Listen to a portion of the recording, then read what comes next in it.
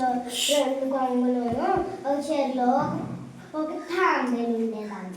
ఆ తాంబేలు రోజు పైకి వచ్చి హాయిగా జాలీగా ఆడుకునేదంట పైన నీళ్ళు. తర్వాత ఒకరోజు రెండు కొంగులు వచ్చి అక్కడే నీళ్ళు తాగి వెళ్ళిపోయాయంట. రోజు అలాగే చేసి అంట. అప్పుడు వాళ్ళిద్దరు కొంగలో నీళ్ళు తాగి పైకి ఎగురుతూ ఉంటుంటే అయ్యో నాకు రెక్కలుంటే చాలా చాలా బాగుండు అనుకున్నాయంట. అప్పుడు కొంగలో కిందకు వచ్చినాయంట. అప్పుడు తాబేలు నన్ను కూడా ఎక్కించుకుంటావా కొంగ బావా అని చెప్పిందంట. మేమిద్దరం నోటితో కర్ర పట్టుకుంటాం, నువ్వు కూడా నోటితో కర్ర పట్టుకో అను, నువ్వెప్పుడు మాట్లాడుకోకు అని చెప్పిందంట.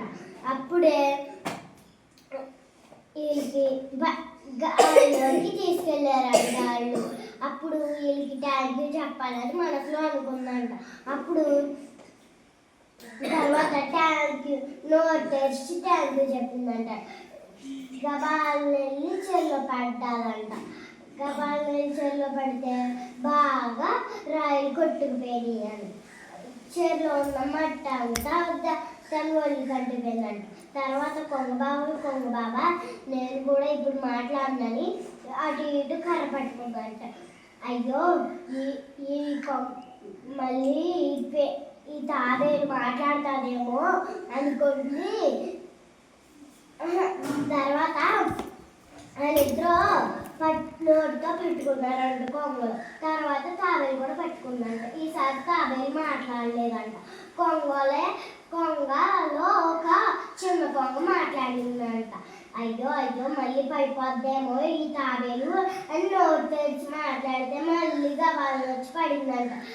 మళ్ళీ వాళ్ళ నిండా రక్తాలంట. అప్పుడు బాధగా చెరులోకి వెళ్ళిపోయిందంట. మరి తాబేలు చెరులో పడిపోయింది కదా 2 సార్లు, మరి ఏమైంది? ఎలా తీసుకొచ్చింది మళ్ళీ పైకి తాబేలుని? మళ్ళీ మళ్ళీ రెండోసారి మళ్ళీ పైనకి వచ్చిందా? ఓకే, ఇప్పుడు 3ఓసారి మళ్ళీ పడిపోయింది, రెండోసారి. సరే చెప్పు.